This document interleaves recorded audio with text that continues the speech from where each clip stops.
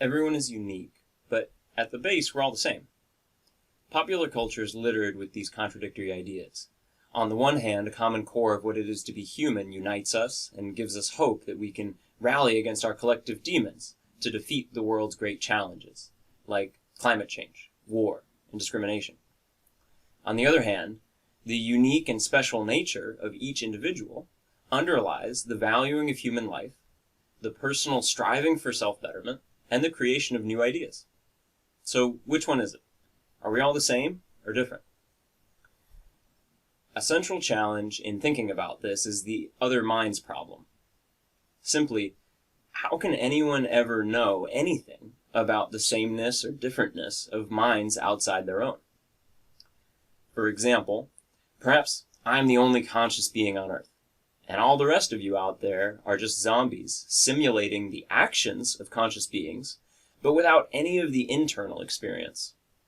Or else, even if you are conscious, and I rather think you are, maybe your perceptions are just fundamentally different from mine. It's really a very tricky question.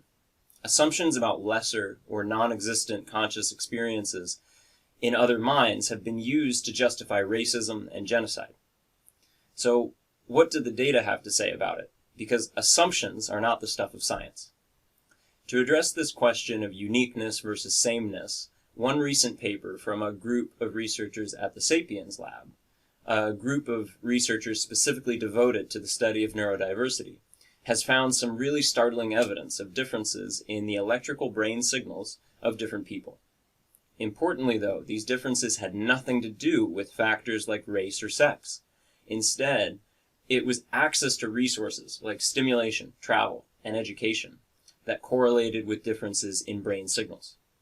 This raises an interesting and somewhat daunting conclusion. While the World Bank focuses on ending poverty through reaching caloric parity, the point at which daily caloric intake tends to level off at about $2 per day globally, another measure for ending poverty may be needed, one of stimulus consumption parity, and the data I'm about to tell you about reveal that this may not actually occur until about $30 a day.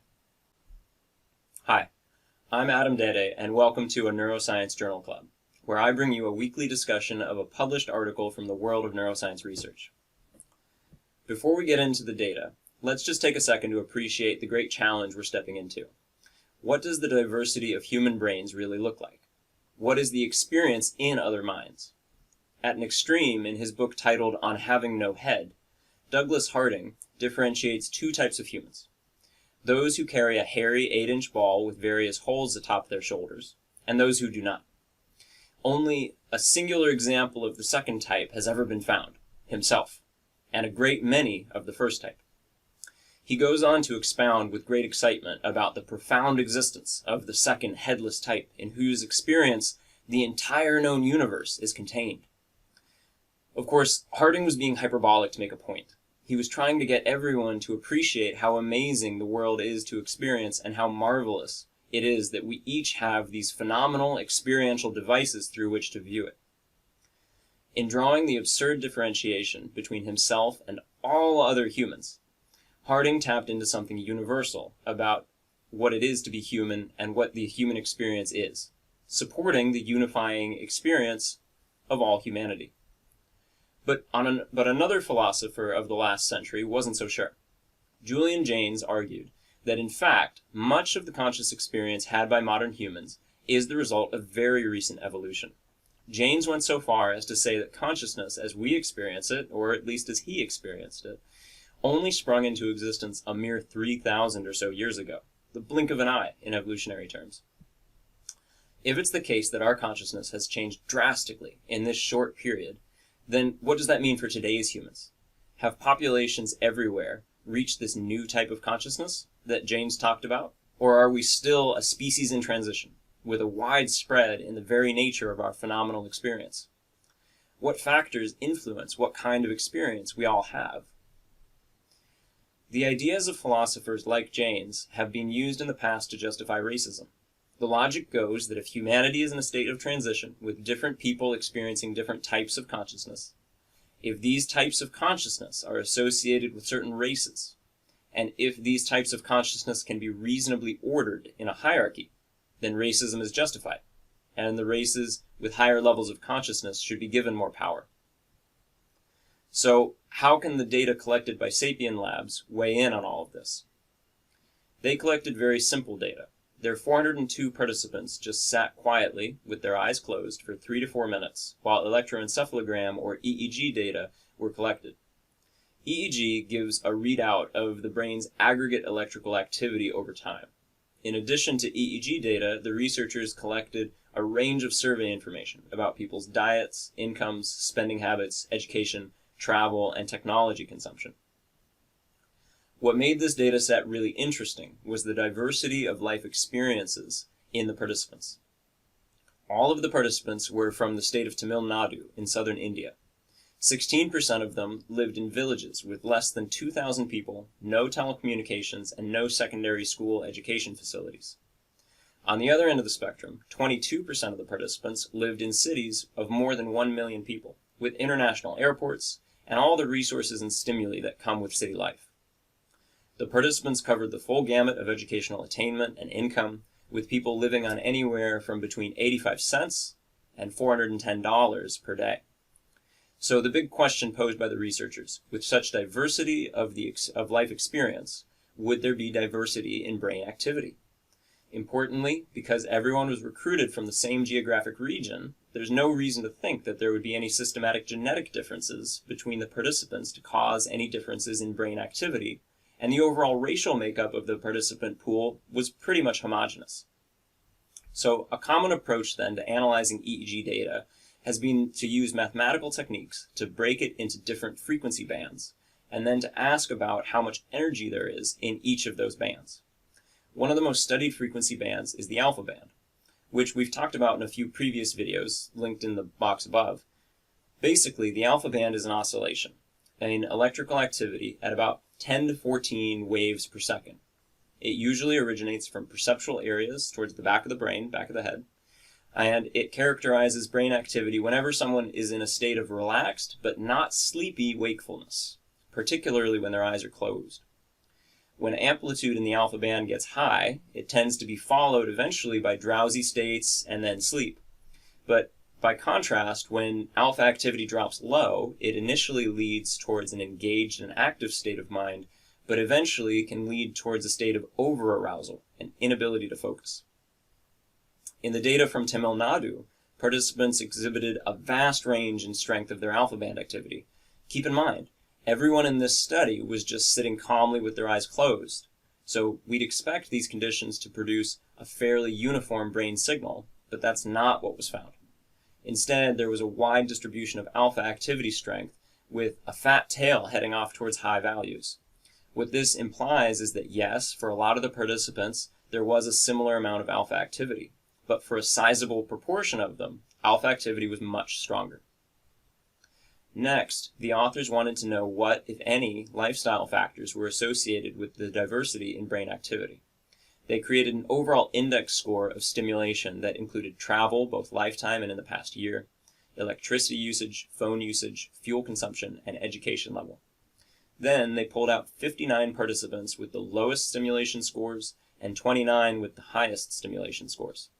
They found that this reliably split the overall distribution of alpha activity into a tightly grouped distribution of low alpha activity produced by the low stimulation participants, and a spread out of high alpha activity produced by the high stimulation participants.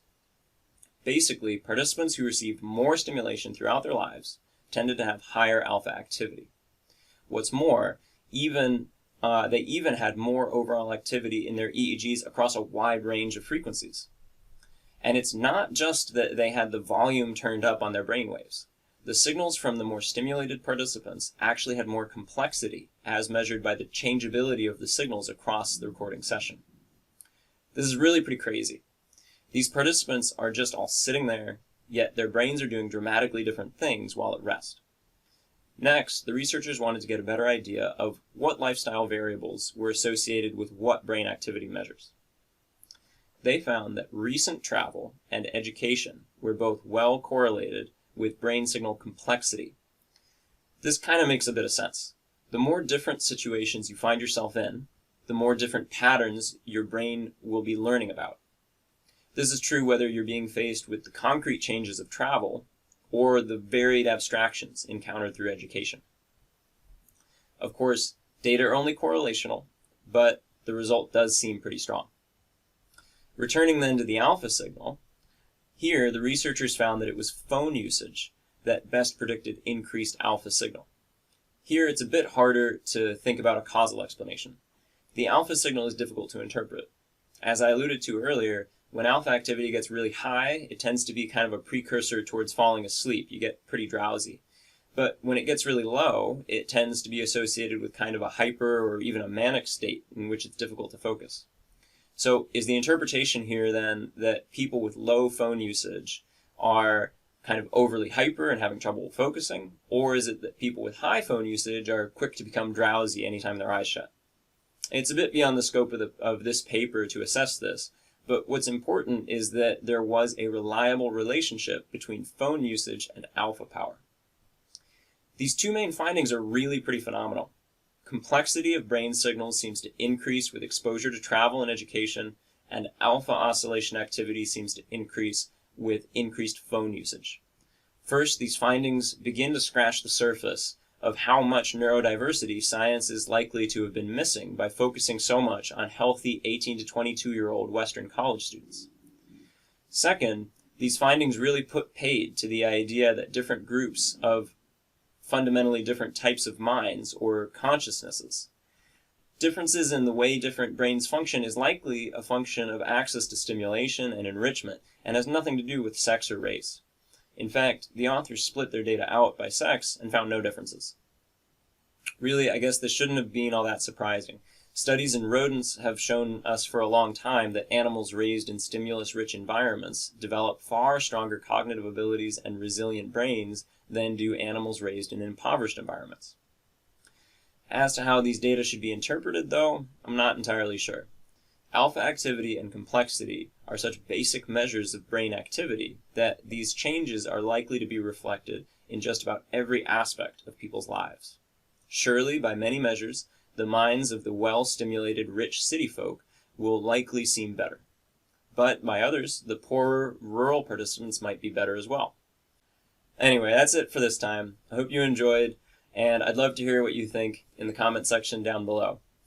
Please consider supporting my efforts on Patreon, where you can gain advanced access to my videos and suggest articles that you'd like to see covered in future videos. Alright, catch you next time. Bye.